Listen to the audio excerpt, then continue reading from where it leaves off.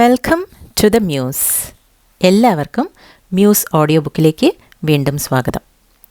ഇന്ന് നമ്മൾ വായിക്കാൻ പോകുന്നത് കുന്തലത ഭാഗം 4 അധ്യായങ്ങൾ 6ഉം 7ഉം. കഴിഞ്ഞ എപ്പിസോഡിൽ നമ്മൾ വായിച്ചു നിർത്തിയത് രാജകുമാരനും സ്വർണമയിയും തമ്മിൽ വല്ലാതെ അടുക്കുന്നത് കണ്ട് അസൂയ പൂണ്ട താരാനാഥൻ കെറുവിച്ച് നേരത്തെ ഭക്ഷണം കഴിച്ച് ഉറക്കമാവുകയും അയാളെക്കുറിച്ച് അധികം അന്വേഷിക്കാതെ ബാക്കിയുള്ളവർ സന്തോഷത്തോടെ അത്താഴം കഴിക്കുകയും ചെയ്യുന്ന ഇടത്താണ്. ഇനി തുടരാം. അധ്യായം 6 അതിഥി. ധർമ്മപുരിക്ക് സമീപം ഒരു ചന്തസ്ഥലമുണ്ടെന്ന് മുമ്പേ ഒരിടത്ത് പ്രസ്താവിച്ചിട്ടുണ്ടല്ലോ. ആ ചന്തയ്ക്ക് ഒരു ദിവസം ആ ദിക്കുകാരല്ലാത്ത 4-5 പേർ വരികയുണ്ടായി. ക്രയവിക്രയാദികൾക്ക് വരികയല്ല, വഴിപോക്കന്മാരാണ്. അവിടെ നിന്ന് ഭക്ഷണത്തിനും മറ്റും തരമായ സ്ഥലമേതെന്ന് അന്വേഷിച്ചപ്പോൾ ധർമ്മപുരിയിൽ ബ്രാഹ്മണഗ്രഹമുണ്ടെന്നറിഞ്ഞ് ചക്കാലന്മാർ ഒരു കൊമ്പലയായി വരുന്നവരുടെ കൂടെ അവരും വന്നു കയറി. ചക്കാലന്മാർ ചിലർ അവരുടെ കൂടെ ചെന്ന് ബ്രാഹ്മണഗ്രഹങ്ങൾ കാണിച്ചു കൊടുത്തു.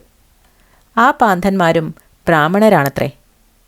ഏകദേശം 7-8 നാഴിക പകലുള്ളപ്പോഴാണ് ധർമ്മപുരിയിൽ എത്തിയത്. എല്ലാവരും വഴിപോക്കന്മാരുടെ പതിവ് പോലെ കുറേ നേരം ആൽത്തറയിന്മേൽ കാറ്റുകൊണ്ടിരുന്നു. ചിലർ പതുക്കെ സ്നാനത്തിന് പോയി. 2 ആളുകൾ പോകാതെ പിന്നെയും ആൽത്തറയിന്മേൽ തന്നെ ഇരിക്കുമ്പോൾ യോഗീശ്വരനും വന്നെത്തി. വേഷമൊക്കെയും മുമ്പത്തെ കുറി വന്നപ്പോഴുണ്ടായിരുന്നത് പോലെ തന്നെ വന്ന് ആൽത്തറയിന്മേൽ കയറി. കുറച്ചൊന്ന് ഇരുന്നതിൻ്റെ ശേഷം ആ 2 പാന്തന്മാരോടും ഓരോ വർത്തമാനം ചോദിക്കുവാൻ ആരംഭിച്ചു. അവരിൽ അധികം ചെറുപ്പക്കാരനായ പാന്തൻ യോഗീശ്വരനെ കണ്ടപ്പോൾ വളരെ വിസ്മയത്തോടുകൂടി സൂക്ഷിച്ചു നോക്കി തുടങ്ങി. യോഗീശ്വരനും ആ യുവാവിൻ്റെ കാന്തിയേറിയ മുഖവും വിസ്തീർണമായ മാറിടവും മറ്റും കാണുകയാൽ അധികമായി കൗതുകമുണ്ടായി. അദ്ദേഹത്തെ കണ്ടാൽ ഒരു വൈഷ്ണവ ബ്രാഹ്മണനാണെന്ന് തോന്നും. ഗോപി നാസികാഗ്രം മുതൽ മൂർധാവ് വരെ വളരെ വിശദമാകും വണ്ണം കുറിയിട്ടിട്ടുണ്ട്.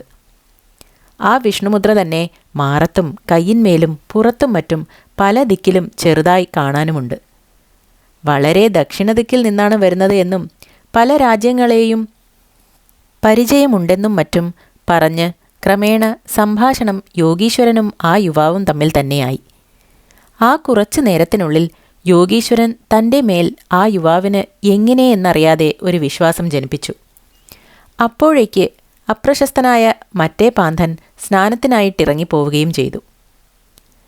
യോഗീശ്വരൻ: ഞാൻ അങ്ങയെ സംസാരിപ്പിച്ച് താമസിപ്പിക്കുകയാണല്ലോ. മറ്റവരെല്ലാവരും സ്നാനത്തിന് പോയി തുടങ്ങി.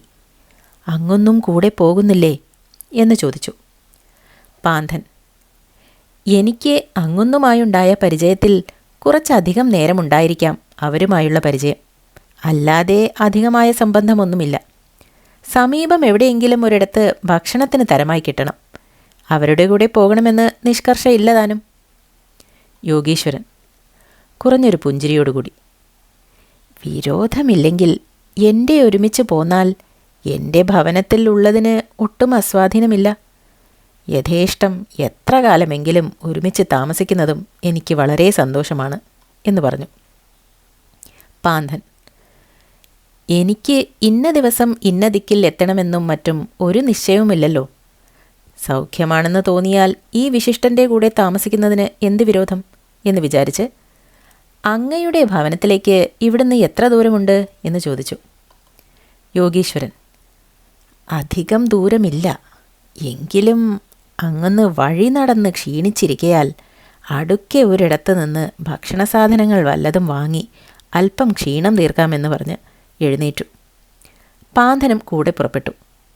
അദ്ദേഹത്തിന് ചെറിയ ഒരു ഭാണ്ഡവും ഉറയിലിട്ട ഒരു വാളുമുണ്ട്. അല്ലാതെ ഒന്നും ഉണ്ടായിരുന്നില്ല.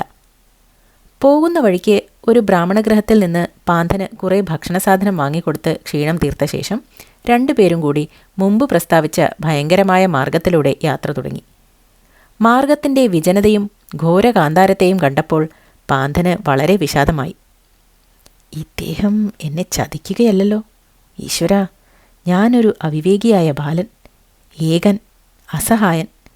മുമ്പ് ലേശം പോലും പരിചയമില്ലാത്ത ഇദ്ദേഹത്തിൻ്റെ ഒരുമിച്ച് പോരുവാൻ ഞാൻ സമ്മതിച്ചുവല്ലോ. കഷ്ടം. പിന്നോക്കം വെച്ചാലോ? ഭീരുവാണെന്ന് വന്നാലും തരക്കേടില്ല. പ്രാണരക്ഷയാണല്ലോ അധികം പ്രധാനം. അങ്ങനെയല്ല, കൂടെ പോവുക തന്നെ. വല്ലതും അക്രമത്തിന് മുതിർന്നാൽ ഇയാളോട് ഞാൻ പോരെ? വേറെയും ആളുകളുണ്ടെങ്കിലോ? കണ്ടാലൊരു ദുഷ്ടനാണെന്ന് ഒരിക്കലും തോന്നില്ല. അബദ്ധമായോ എന്നീ മാതിരി അനവധി വിചാരങ്ങൾ അരനിമിഷം കൊണ്ട് പാന്തൻ്റെ മനസ്സിൽ ഉളവായി. അതിനാൽ തല താണ് നടത്തത്തിന് വേഗം കുറയുകയും യോഗീശ്വരൻ ഒരിക്കൽ പിന്നോക്കം തിരിഞ്ഞു നോക്കിയപ്പോൾ പാന്തനെ കുറേ ദൂരത്തായി കാണുകയും ചെയ്തു. അദ്ദേഹം ബുദ്ധിമാനാകയാൽ യുവാവിൻ്റെ വിചാരം 10-5 കണ്ടറിഞ്ഞു. അവിടെ നിന്ന് വേഗത്തിൽ വരൂ എന്ന് വിളിച്ചു.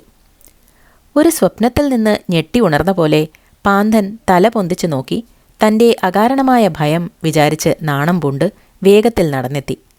യോഗീശ്വരൻ ഭയമാസകലം നീങ്ങത്തക്ക വിധത്തിൽ കനിവോടുകൂടി ചിലത് പറഞ്ഞപ്പോൾ പാന്തന് മുമ്പത്തെ വിശ്വാസവും ബഹുമാനവും വീണ്ടും ജനിച്ചു. പിന്നെ യോഗീശ്വരൻ പാന്തനോട് ഓരോന്ന് ചോദിച്ചുകൊണ്ട് വഴിയുടെ ബുദ്ധിമുട്ട് അറിവാനയക്കാതെ കുറേ നേരം മല കയറിയപ്പോഴേക്ക് ഭവനത്തിൽ നിന്ന് വെളിച്ചം കണ്ടു തുടങ്ങി.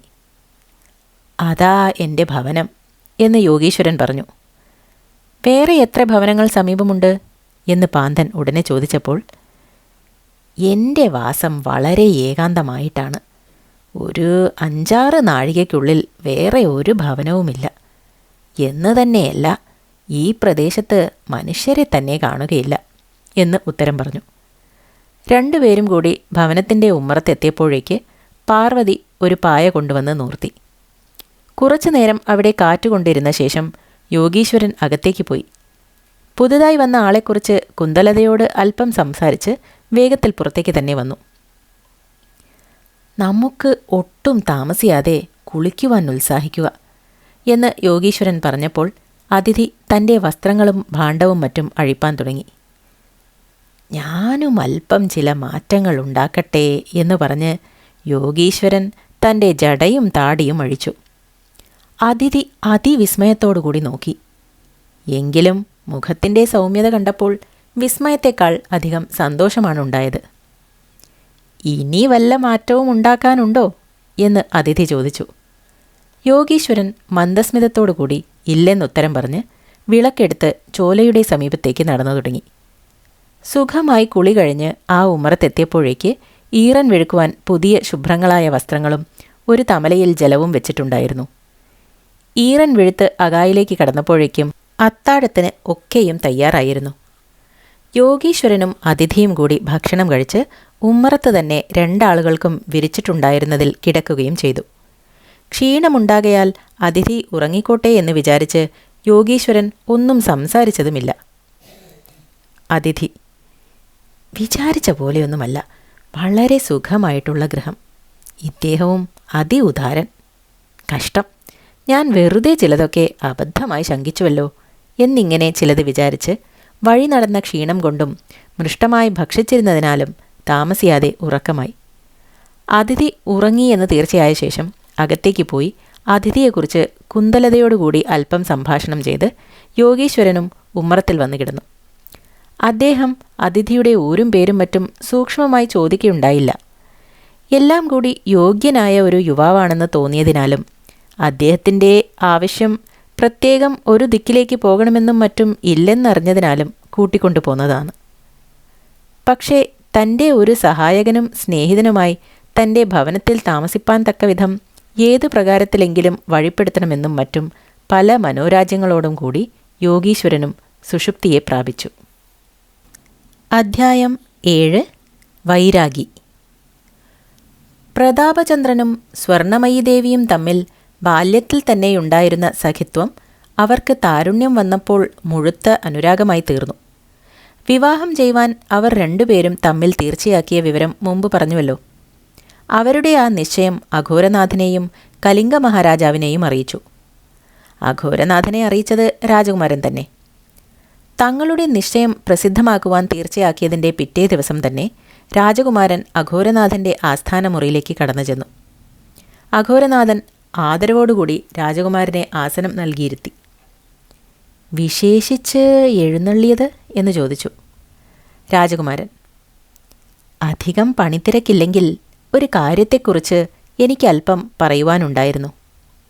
അഘോരനാഥൻ: പണിത്തിരക്ക് എത്രയുണ്ടായാലും ഇവിടുത്തെ കാര്യം കഴിഞ്ഞ ശേഷം മറ്റെല്ലാം. രാജകുമാരൻ: ഞാനും ദേവിയും തമ്മിലുള്ള സ്നേഹത്തിൻ്റെ സ്വഭാവത്തിന് ഈയിടയിൽ അല്പമൊരു മാറ്റം സംഭവിച്ചിരിക്കുന്നത് അങ്ങേ അറിയിപ്പിക്കാൻ വന്നതാണ്. അഘോരനാഥൻ: എനിക്ക് ഈ വർത്തമാനം കർണപീയൂഷമായി ഭവിക്കുന്നു. വളരെ കാലം അവളെ രക്ഷിച്ച് വളർത്തിയ എൻ്റെ പ്രയത്നം സഫലമായി. എൻ്റെ ആഗ്രഹവും ഇങ്ങനെ ആയാൽ കൊള്ളാമെന്നായിരുന്നു. അവൾക്കും നല്ല സമ്മതം തന്നെയാണല്ലോ. രാജകുമാരൻ: നല്ല സമ്മതമാണ്. വേണമെങ്കിൽ ചോദിച്ചാൽ അറിയാമല്ലോ. അഘോരനാഥൻ: രാജാവിനെ അറിയിക്കേണ്ടേ? രാജകുമാരൻ: അതിന് ഞാൻ വിശ്വസ്തനായ ഒരാളെ ഇന്നലെ തന്നെ അയച്ചിരിക്കുന്നു. അഘോരനാഥൻ: എന്നാൽ ഇനി അധികം താമസിക്കണമെന്നില്ല. 2 മാസത്തിനകത്ത് തന്നെ കഴിഞ്ഞോട്ടെ. രാജകുമാരൻ: 2 മാസമോ? എന്തിനത്ര വളരെ താമസിക്കുന്നു? ഞങ്ങൾ തമ്മിൽ തീർച്ചയാക്കിയിട്ട് തന്നെ 2 മാസത്തിലധികമായി. 10-ാം നാൾ ഒരു മുഹൂർത്തമുണ്ടെന്നറിയുന്നു. അന്ന് തന്നെ കഴിയണം. അഘോരനാഥൻ ചിരിച്ചുകൊണ്ട്: ഈശ്വരാ, ഈ ചെറുപ്പക്കാരുടെ ക്ഷമയില്ലായ്മ! അന്ന് മുഹൂർത്തമുണ്ടെങ്കിൽ അന്ന് തന്നെ കഴിയട്ടെ. എനിക്ക് യാതൊരു തരക്കേടും തോന്നുന്നില്ല എന്ന് പറഞ്ഞു. രാജകുമാരൻ പുഞ്ചിരി കൊണ്ട് സ്വർണമയിയെ വർത്തമാനം അറിയിക്കുവാൻ പുറത്തേക്ക് പോയി. അപ്പോൾ തന്നെ അഘോരനാഥൻ സ്വർണമയിയെ വിളിക്കുവാൻ ഒരു ഭൃത്യനെ അയച്ചു. താമസിയാതെ സ്വർണമയി വളരെ ലജ്ജയോടുകൂടി അഘോരനാഥൻ്റെ മുമ്പാകെ വന്ന് മുഖം താഴ്ത്തി നിന്നു. അഘോരനാഥൻ: ലജ്ജിക്കേണ്ട. അവസ്ഥയൊക്കെയും ഞാൻ അറിഞ്ഞിരിക്കുന്നു. നല്ലവണ്ണം ആലോചിച്ചിട്ട് തന്നെയാണല്ലോ ദേവി ഇതിന് സമ്മതിച്ചത് എന്ന് മാത്രമേ എനിക്കറിയേണ്ട ആവശ്യമുള്ളൂ. വിവാഹം കൊണ്ടുണ്ടാകുന്ന ഫലങ്ങളെയും ആലോചിച്ച് പ്രവർത്തിക്കാഞ്ഞാൽ അതുകൊണ്ടുണ്ടാവുന്ന അനവസാനങ്ങളായ ദോഷങ്ങളെയും ഞാൻ വിസ്തരിച്ച് പറഞ്ഞു തന്നിട്ടുണ്ടല്ലോ. ആകയാൽ എല്ലാ സംഗതികളും ഒരിക്കൽ കൂടെ ആലോചിച്ച് എന്നോട് തീർച്ച പറയണം. സ്വർണമയി: ഞാൻ അറിഞ്ഞിടത്തോളം രാജകുമാരൻ്റെ സ്വഭാവം എനിക്ക് വളരെ ബോധ്യമായിട്ടാണ്. അദ്ദേഹത്തിന് എൻ്റെ മേൽ ദൃഢമായ അനുരാഗമുണ്ടെന്നും ഞാൻ തീർച്ചയായി അറിഞ്ഞിരിക്കുന്നു. ആയതുകൊണ്ട് ഈ സംബന്ധം ഞങ്ങൾ 2 ആളുകൾക്കും കല്യാണമായി ഭവിക്കുമെന്ന് ഞാൻ പൂർണ്ണമായി വിശ്വസിക്കുന്നു. അഘോരനാഥൻ: ഞാനും അങ്ങനെ തന്നെയാണ് വിചാരിക്കുന്നത്. രാജാവിൻ്റെ സമ്മതം കൂടി കിട്ടിയാൽ താമസിയാതെ വിവാഹം കഴിക്കാം. സ്വർണമയി: രാജാവിൻ്റെ സമ്മതം കിട്ടി. അവിടത്തേക്ക് വളരെ സന്തോഷമാണെന്നും എന്നെ ഇപ്പോൾ തന്നെ അങ്ങോട്ട് കൂട്ടിക്കൊണ്ട് ചെല്ലണമെന്നും രാജകുമാരനെ അറിയിക്കുവാൻ ഒരാൾ വന്നിട്ടുണ്ട്. ആ വിവരത്തിന് തന്നെയായിരിക്കുമെന്ന് തോന്നുന്നു ഇളയച്ചനും ഒരു എഴുത്തുണ്ട്. അഘോരനാഥൻ: ദേവിക്കൊരു മഹാരാജാവിൻ്റെ പട്ടമഹിഷിയാവാൻ സംഗതി വരുമെന്ന് വിചാരിച്ച് എനിക്ക് വളരെ സന്തോഷമുണ്ട്. ഭർത്താവോടുകൂടി വളരെ കാലം ദീർഘായുസ്സായി സുഖിച്ചിരിക്കുവാൻ സംഗതി വരട്ടെ എന്ന് ഈശ്വരനെ പ്രാർത്ഥിക്കുന്നു. കഷ്ടം, എൻ്റെ ജ്യേഷ്ഠനില്ലാതായല്ലോ ഈ സന്തോഷം അനുഭവിപ്പാൻ എന്ന് പറഞ്ഞ് അവളെ മൂർധാവിൽ അനുഗ്രഹിച്ച് അയക്കുകയും ചെയ്തു. അഘോരനാഥന് എഴുത്തു വന്നിരുന്നത് രാജധാനിയിലേക്ക് പ്രതാപചന്ദ്രനെയും സ്വർണമയെയും വേഗത്തിൽ കൂട്ടിക്കൊണ്ടു ചെന്ന് അടുത്ത മുഹൂർത്തത്തിൽ തന്നെ അവരുടെ വിവാഹം കഴിപ്പിച്ചയക്കുവാൻ മഹാരാജാവിൻ്റെ കൽപ്പനയായിരുന്നു. പല കാരണങ്ങളെക്കൊണ്ടും അഘോരനാഥന് രാജധാനിയിലേക്ക് പോകുവാൻ അത്ര സൗഖ്യമുണ്ടായിരുന്നില്ല. എങ്കിലും സ്വർണമയുടെ വിവാഹകാര്യമാകയാൽ വേഗത്തിൽ പോയി ആ മംഗളകർമ്മം വളരെ ആഘോഷത്തോടുകൂടി കഴിച്ചു. രാജാവിനും പൗരന്മാർക്കും ആനന്ദം വായിക്കുമാറ് ആ ദമ്പതിമാരെ രാജധാനിയിൽ തന്നെ താമസിപ്പിച്ച് താൻ ചന്ദനോദ്യാനത്തിലേക്ക് മടങ്ങുകയും ചെയ്തു. വിവാഹത്തിന് താരാനാഥൻ ഇല്ലായിരുന്നതിനാൽ രാജകുമാരനും സ്വർണമയിക്കും വളരെ സങ്കടമുണ്ടായി. കുറേ ദിവസം മുമ്പ് ചന്ദനോദ്യാനത്തിൽ വെച്ച് താരാനാഥൻ അല്പം സുഖക്കേടായിട്ട് അവരോട് പിരിഞ്ഞതിൽ പിന്നെ അയാളെ എവിടെയും കാണുകയുണ്ടായിട്ടില്ല. ഒടുക്കത്തെ ദിവസം താരാനാഥൻ കിടന്നിരുന്ന അകത്ത് ഒരു എഴുത്ത് കിടക്കുന്നത് കണ്ടു. അത് താരാനാഥൻ എഴുതി വെച്ച് പോയതാണ്. ഞാൻ ചുരുക്കത്തിൽ ഒരു തീർത്ഥയാത്രയ്ക്ക് പോകുവാൻ തീർച്ചയാക്കിയിരിക്കുന്നു. 1 മാസത്തിലകത്ത് മടങ്ങിവരും. ഞാൻ പോകുന്ന സ്ഥലം ആരെയും അറിയിക്കുവാൻ വിചാരിക്കുന്നില്ല. ഞാൻ പോകുന്നതുകൊണ്ട് ആർക്കും വിഷാദവും അരുത് എന്നാണ് എഴുത്തിലെ വാചകം. ആ എഴുത്ത് കണ്ടുകിട്ടിയത് വിവാഹത്തിന് ദിവസവും മുഹൂർത്തവും നിശ്ചയിച്ച ശേഷമാണ്. ആ എഴുത്ത് കണ്ട ഉടനെ അഘോരനാഥൻ ചില ദിക്കുകളിലേക്ക് അന്വേഷണം ചെയ്യുവാൻ ആളുകളെ അയച്ചുവെങ്കിലും താരാനാഥൻ ഇന്ന ദിക്കിലാണെന്ന് അറിയുവാൻ കഴിഞ്ഞില്ല. വിവാഹസമയത്ത് പല സന്തോഷങ്ങളുടെയും ഇടയ്ക്ക് ദമ്പതിമാർക്ക് താരാനാഥൻ ഇല്ലാത്തതിനാൽ ഒരു കുണ്ഠിതം മനസ്സിൽ നിന്ന് വേർപെടാതെ എപ്പോഴും ഉണ്ടായിരുന്നു താനും. വിവാഹാനന്തരം പ്രതാപചന്ദ്രനും സ്വർണമയിയും കൂടി സുഖമായി വാഴും കാലം ഒരു ദിവസം വൈരാഗിവേഷം ധരിച്ച ദിവ്യനായ ഒരാൾ രാജധാനിയുടെ ഗോപുരദ്വാരിങ്കൽ വന്നിരിക്കുന്നു എന്ന് ഒരു അമാത്യൻ പ്രതാപചന്ദ്രനെ അറിയിച്ചു. അയാളെ വിളിക്കുക എന്ന രാജകുമാരൻ കൽപ്പിച്ച ഉടനെ അമാത്യൻ അയാളെ കൂട്ടിക്കൊണ്ടുവന്ന് രാജകുമാരനും സ്വർണമയിയും ഇരിക്കുന്ന മാളികയുടെ മുൻഭാഗത്തുള്ള ഒരു നടപ്പുരയിൽ മുകളിൽ നിന്ന് അവർക്ക് കാണത്തക്ക വിധം ഒരു സ്ഥലത്തിരുത്തി. കൂടെയുണ്ടായിരുന്ന 2 ശിഷ്യന്മാരും അയാളുടെ ഒരുമിച്ച് ഒരു വശത്തുമിരുന്നു. വൈരാഗി വെള്ളികൊണ്ട് കുടയുള്ള മെതിയടി കാലിന്മേലിട്ടിട്ടുണ്ട്. കേശഭാരം ജടകൂട്ടി ഓരോ കട്ടകളാക്കി പിൻഭാഗത്തേക്ക് തൂക്കിയിട്ടുണ്ട്. ശരീരം മുഴുവൻ ഒരു കാവ്യവസ്ത്രം കൊണ്ട് മൂടിയിരിക്കുന്നു. ചുമലിൽ ഒരു പൊക്കണം തൂക്കിയിട്ടുണ്ട്. രോമങ്ങൾ ഒട്ടും നരച്ചിട്ടില്ല. കണ്ണുകൾ എങ്ങനെയോ ചുവപ്പിച്ചിരിക്കുന്നു. മുഖം മുഴുവനും ഭസ്മം കൊണ്ട് മൂടിയിരിക്കുന്നു. തലയിൽ ഒരു കൂമ്പൻ തൊപ്പിയും രുദ്രാക്ഷമാലയും ധരിച്ചിട്ടുമുണ്ട്. അയാളെ നല്ലവണ്ണം പരിചയമുള്ളവർക്ക് കൂടി ആ വേഷത്തോടുകൂടി കണ്ടാൽ അറിവാൻ പ്രയാസമായിരിക്കും. മൗനവ്രതവുമുണ്ടത്രേ. ആരെങ്കിലും വല്ലതും ചോദിച്ചാൽ കൈകൊണ്ട് ചില ആംഗ്യങ്ങൾ അതിന് ഉത്തരമായി കാണിക്കും. ഉടനെ കൂടെയുള്ള ശിഷ്യർ ആ ആംഗ്യങ്ങളുടെ അർത്ഥം കൽപ്പിക്കുകയും അത് ശരി തന്നെ എന്ന് തലകുലുക്കുന്നതുകൊണ്ട് സ്ഥിരപ്പെടുത്തുകയും ചെയ്യും. ഇങ്ങനെയാണ് ആ ദിവ്യൻ്റെ കോപ്പുകൾ. ദിവ്യത്വത്തിൻ്റെ ദൃഷ്ടാന്തമായി പല അത്ഭുതകർമ്മങ്ങളും അയാൾ ചെയ്തിട്ടുള്ളത് ശിഷ്യരോട് ചോദിച്ചാൽ അവർ പറഞ്ഞുകൊടുക്കും. തൻ്റെ യോഗ്യതകൾ ആരെയും അറിയിക്കരുതെന്നാണ് സ്വാമിയുടെ കൽപ്പന എന്ന് സകലവും പറഞ്ഞുകൊടുത്തതിൻ്റെ ശേഷം സ്വകാര്യമായി പറയുകയും ചെയ്യും. ആ ദിവ്യന് ചെയ്യുവാൻ കഴിയുന്ന അത്ഭുതകർമ്മങ്ങളിലൊന്ന് നഷ്ടപ്രശ്നം പറയുകയാണ്. അതിന് ലഗ്നത്തിൻ്റെ മുഖം മാത്രം നോക്കിയാൽ മതി. ഭാവിയായിട്ടുള്ളതിൽ സാമർഥ്യം കുറയും. എങ്കിലും ഭൂതവർത്തമാനങ്ങൾ സൂക്ഷ്മമായി പറഞ്ഞൊപ്പിക്കും. ചന്ദനോദ്യാനത്തിൽ നിന്ന് 2 നാഴിക ദൂരത്ത് കുറേ ശൂദ്രക്കുടികളും കുശവന്മാരുടെ പുരയും മറ്റും ഉള്ള സൈകതപുരി എന്നൊരു കുഗ്രാമമുണ്ട്. അവിടെയാണത്രേ ആ ദിവ്യനെ ഒരു ദിവസം കണ്ടെത്തിയത്.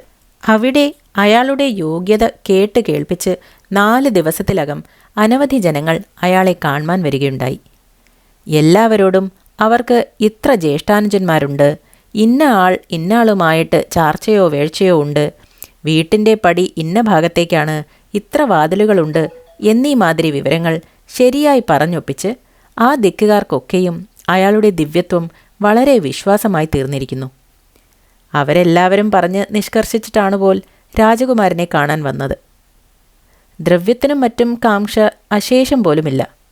എന്നാൽ ആരെങ്കിലും വല്ലതും ഭിക്ഷയായിട്ടോ വഴിപാടായിട്ടോ മുമ്പാകെ തിരുമുൽ കാഴ്ചയായി വെച്ചു വണങ്ങിയാൽ സ്വീകരിക്കുവാൻ അപ്രിയമില്ലതാനും. സ്വർണമയി ആ സന്യാസിയുടെ വേഷം ആകെപ്പാടെ കണ്ടപ്പോൾ പറഞ്ഞു, ഇങ്ങനത്തെ വകക്കാർ സാധാരണയായി വഞ്ചകന്മാരും ദുരാത്മാക്കളുമാണ്. ഇതത്രയും വ്യാജമാണ്, പരമാർത്ഥമാവാൻ പാടില്ല. അപ്പോൾ അടുത്തു നിന്നിരുന്ന ഒരു ഭൃത്യൻ പറഞ്ഞു, അങ്ങനെ മാത്രം അരുളി ചെയ്യരുതേ തമ്പുരാട്ടി. ഇദ്ദേഹത്തിൻ്റെ പെരുമ അടിയൻ്റെ ഈ കണ്ണ് 2 കൊണ്ടും കണ്ടിരിക്കുന്നതല്ലേ. മറ്റൊരു ഭൃത്യൻ, ചോദിക്കേണ്ട താമസമേയുള്ളൂ മറുപടി പറയുവാൻ പറഞ്ഞാൽ അതിൽ തെല്ലുപോലും പിഴച്ചു പോകുകയില്ല. മായം ഏതുമില്ലെൻ്റെ തമ്പുരാട്ടി, തനിച്ച് നേര് തന്നെ എന്ന് പറഞ്ഞു. സ്വർണമയി ആഭാസന്മാരായ അവരുടെ സംസാരം കേട്ടിട്ട് അല്പം ഹാസ്യരസത്തോടുകൂടി ഭർത്താവിൻ്റെ മുഖത്തേക്ക് നോക്കി. രാജകുമാരൻ, ഇവര് പറഞ്ഞതല്ല പരമാർത്ഥം എന്നെന്ത് നിശ്ചയം? സൂക്ഷ്മം എങ്ങനെയെന്ന് നമുക്ക് ഇപ്പോൾ അറിയാമല്ലോ എന്ന് പറഞ്ഞ് ആ വൈരാഗിയോട് ചില ചോദ്യങ്ങൾ ചോദിപ്പാൻ തുടങ്ങി. മിക്ക ചോദ്യങ്ങൾക്കും ഏകദേശം ശരിയായ ഉത്തരം പറഞ്ഞപ്പോൾ രാജകുമാരനും മറ്റു കണ്ടു നിൽക്കുന്നവരും വളരെ വിസ്മയപ്പെട്ടു. രാജകുമാരൻ ഒന്നുകൂടി ചോദിക്കാം എന്ന് പറഞ്ഞ്, എൻ്റെ ഭാര്യയ്ക്ക് എത്ര സോദരിമാരുണ്ട് എന്ന് ചോദിച്ചു. വൈരാഗി സ്വർണമയുടെ മുഖം നോക്കി ഇല്ല എന്ന് അറിയിപ്പാൻ തലകുലുക്കി. രാജകുമാരൻ, സോദരന്മാരുണ്ടോ എന്ന് ചോദിച്ചു. വൈരാഗി ചൂണ്ടാണി വിരൽ കൊണ്ട് 1 എന്ന് കാണിച്ചു. രാജകുമാരൻ, അയാൾ ഇപ്പോൾ ഇവിടെയുണ്ടോ? വൈരാഗി ഇല്ല എന്ന് കാണിച്ചു. പിന്നെ കൈകൊണ്ടും തലകൊണ്ടും മറ്റു ചില ആംഗ്യങ്ങൾ കാണിച്ചതിന് സമീപം ഒരു ദിക്കിൽ സുഖമായിരിക്കുന്നു എന്നർത്ഥമാണെന്ന് ശിഷ്യർ വ്യാഖ്യാനിച്ചു. അപ്പോൾ രാജകുമാരൻ കുറേ പ്രസന്നതയോടുകൂടി സ്വർണമയുടെ മുഖത്തേക്ക് നോക്കി. അടുക്കെ നിന്നിരുന്ന ഒരു ബ്രാഹ്മണൻ പറഞ്ഞു, അത് ശരിയാവാൻ സംഗതിയുണ്ട്. നായാട്ടിന് വളരെ സമർത്ഥനായ ഒരു ചെറുപ്പക്കാരൻ അവന്തി രാജ്യത്ത് ഈയിടെ അഭിഷേകം കഴിഞ്ഞ് യുവരാജാവിൻ്റെ കൂടെ സുഖമായി താമസിച്ചു വരുന്നു എന്നൊരു വർത്തമാനം ഞാൻ കേൾക്കുകയുണ്ടായി. രാജകുമാരൻ അത് താരാനാഥനാണെന്നുള്ളതിന് ആക്ഷേപമുണ്ടോ? വേഗത്തിൽ ആളെ അങ്ങോട്ടയച്ച് അയാളെ വരുത്തണം എന്ന് പറഞ്ഞു. സ്വർണമയി ഞാനൊരു ചോദ്യം ചോദിക്കട്ടെ എന്ന് പറഞ്ഞു. എൻ്റെ സോദരന് എത്ര വയസ്സായി? വൈരാഗി അല്പം ആലോചിച്ച് 23 എന്ന് കാണിച്ചു. സ്വർണമയി ആശ്ചര്യം, അത് ശരി തന്നെയാണല്ലോ. ആകട്ടെ, എൻ്റെ അച്ഛന് എത്ര വയസ്സായി? വൈരാഗി 54 എന്ന് കാണിച്ചു. സ്വർണമയി ഇനി എത്ര കാലം ഇരിക്കും അച്ഛൻ? വൈരാഗി വളരെ കാലം കീർത്തിമാനായിരിക്കുമെന്ന് കാണിച്ചു. സ്വർണമയി മതി മതി, വളരെ കാലം മുമ്പേ അന്തരം വന്നുപോയ എൻ്റെ അച്ഛൻ ഇനിയും ദീർഘായുസ്സായിരിക്കുമെന്നല്ലേ ഇവൻ പറഞ്ഞത്? മതി, ഇനി എനിക്ക് ചോദ്യമൊന്നുമില്ല. വല്ലതും കൊടുത്ത് വേഗത്തിൽ പറഞ്ഞയച്ചാൽ നന്നായിരുന്നു എന്ന് ഭർത്താവിനോട് പറഞ്ഞു. രാജകുമാരൻ അതിലൊന്നിൽ മാത്രമല്ലേ തെറ്റിപ്പോയുള്ളൂ. എത്ര യോഗ്യന്മാരും പറഞ്ഞത് മുഴുവനും ശരിയായിരിക്കുകയില്ല. ദിവ്യനല്ലെങ്കിലും സാമാന്യമല്ലെന്ന് തീർച്ച തന്നെ എന്ന് തൻ്റെ അടുത്ത് നിന്നിരുന്നവരോടായി പറഞ്ഞു. അതിനിടയിൽ വൈരാഗി മടക്കി മുദ്ര വെച്ച് ഭദ്രമാക്കിയ ഒരു ഓല കയ്യിലെടുത്ത് ചില ആംഗ്യങ്ങൾ കാണിച്ചു തുടങ്ങി. ആ എഴുത്തിൽ ഈശ്വരകൽപ്പിതം എഴുതിയിരിക്കുന്നു എന്നും അത് വാങ്ങി ഭദ്രമായി സൂക്ഷിച്ച് 3-ാം ദിവസം ചുരുക്കത്തിൽ ഒരു പൂജ കഴിച്ച് വിപ്രനെക്കൊണ്ട് കെട്ടഴിപ്പിച്ച് നോക്കിയാൽ അതിൽ ഈശ്വരകൽപ്പിതം മനുഷ്യഭാഷയിൽ പ്രത്യക്ഷമായി എഴുതിയിരിക്കുന്നത് കാണാമെന്നും അതുപ്രകാരം അനുഷ്ഠിച്ചാൽ അപരിമിതമായ അഭ്യുദയം രാജകുമാരന് സംഭവിക്കുമെന്നുമാണ് സ്വാമി പറയുന്നത് എന്ന് ശിഷ്യർ വ്യാഖ്യാനിച്ചതിനെ വൈരാഗി ശിരകുംഭനം കൊണ്ട് തീർച്ചപ്പെടുത്തി ആ ഓലയും കുറെ സിന്ദൂരപ്പൊടിയും കൂടി ഒരു ഇലയിലാക്കി രാജകുമാരൻ്റെ കയ്യിൽ കൊടുത്തു.